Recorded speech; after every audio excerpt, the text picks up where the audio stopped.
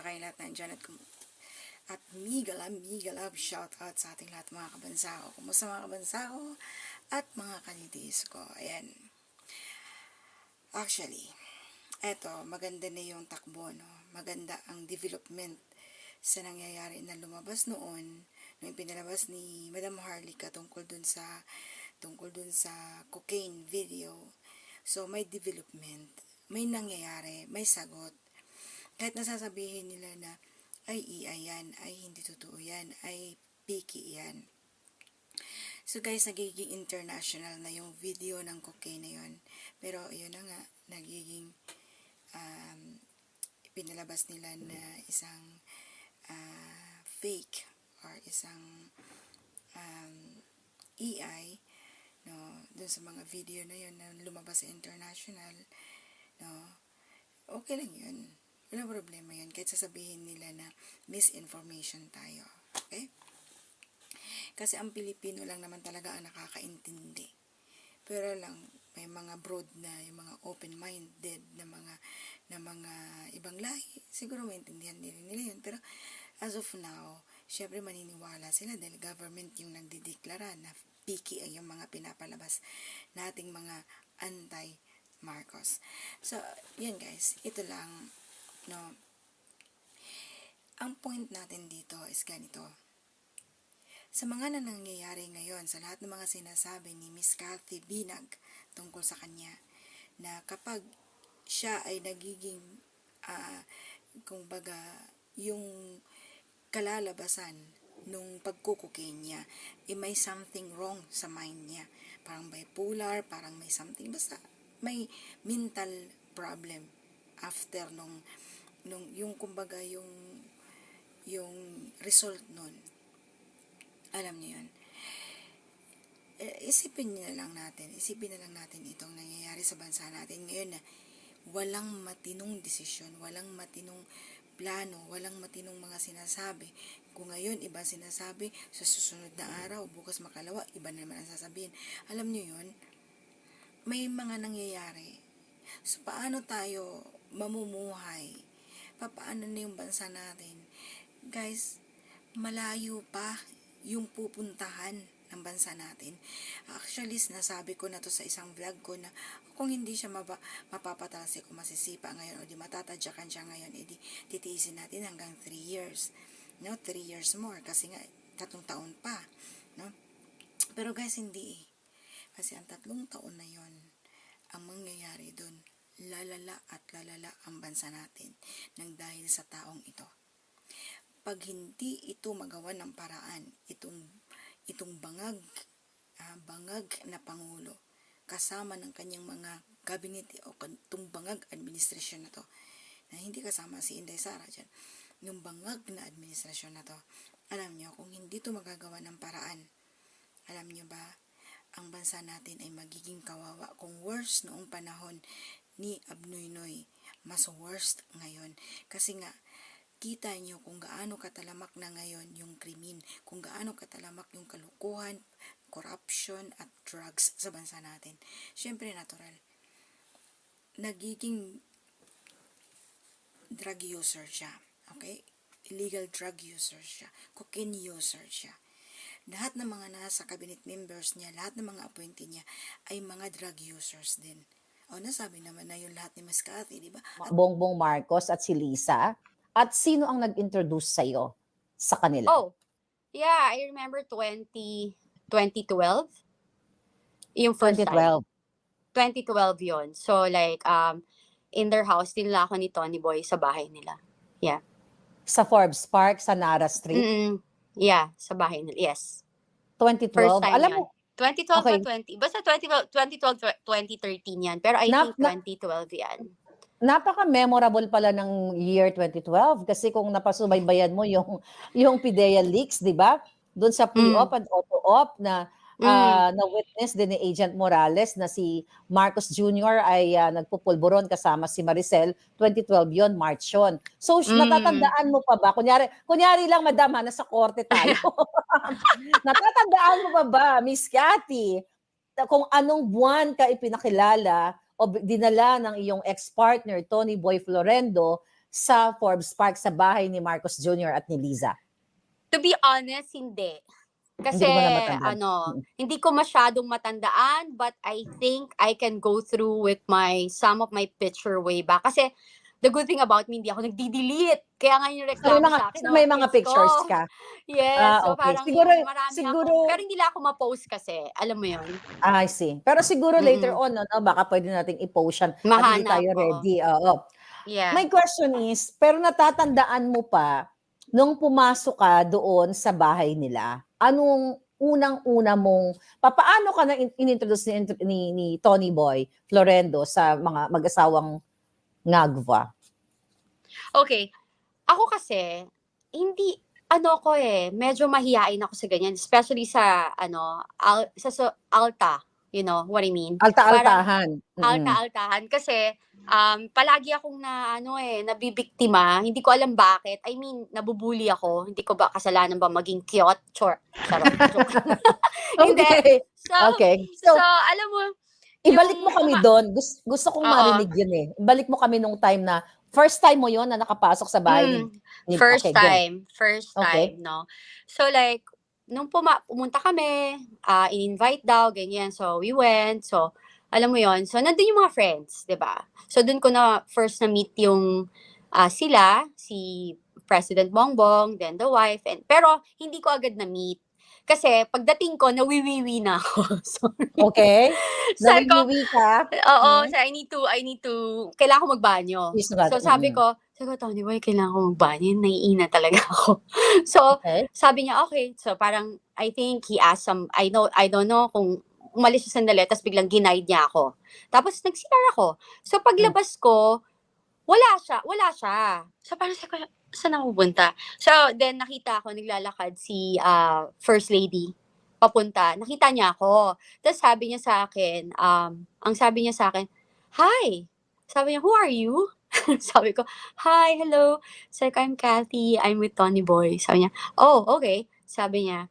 Tapos sabi niya sa akin, do you want? Do Sabi you ko, what? want? Oo, sabi ko, do you want? Tapos sabi ko, what? Sabi ko, what? What's that? Sabi niya. Tapos pinakita lang niya. Then sabi ko, ay no, sorry, I don't do that. Tapos sabi Okay. niya, Hold on to yeah. that. Sabi niya, do you want? So, ikaw ba pumasok sa isip mo, una muna yung tinanong niya, who are you? Ano ba yung manner of speaking ni Lisa? Mataray? Ano ang manner of speaking niya? Mabait? Ano ang ano mo? Yung una, mabait. Siyempre, di ba, Okay. parang hi, yung ganyan, Okay. jolly, yung Okay. ganon, nakasmile, tapos parang Okay. yun na, do you want? Ganon. Tapos ako, pagtingin ko, kasi alam ko naman na yung ex ko, ginagawa niya yun, di ba? So, you know, Okay. so nakita ko yun. Tapos pagtingin ko, sabi ko, ay, sorry, I don't do that. Tapos, So, may bit-bit yun. na siya na polvoron? Meron siya. Ano siya. saan, natatandaan mo pa kung anong stash box niya? Puti, pula, plastic, or what? Hindi ko pero hindi siya plastic. Okay. Hindi siya plastic. Nasa isang lalagyan. Nasa isang lalagyan siya. If I'm not, parang hindi ko alam kung stainless pa yun or ano. Parang pero hindi siya plastic.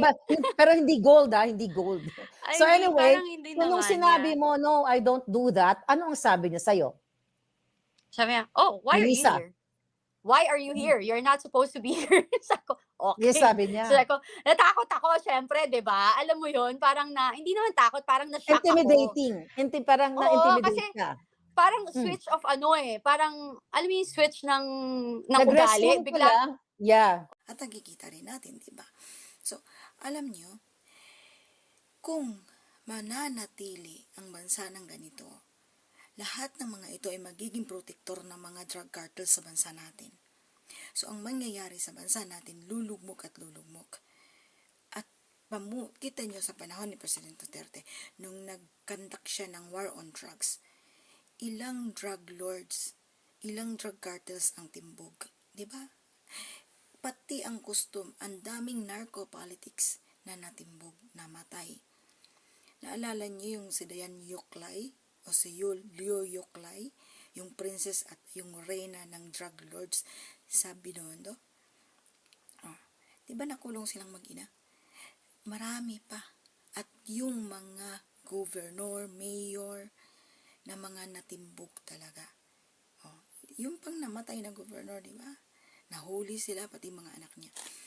Guys, kung hindi gagawan ng paraan nating mga Pilipino, itong nangyayari ngayon, baka naman, no, hindi natin alam, baka kung hindi yung maghirap pa tayo lalo or mas lalo pang lulugmok ang bansa natin. At kawawa yung mga nasa Pilipinas.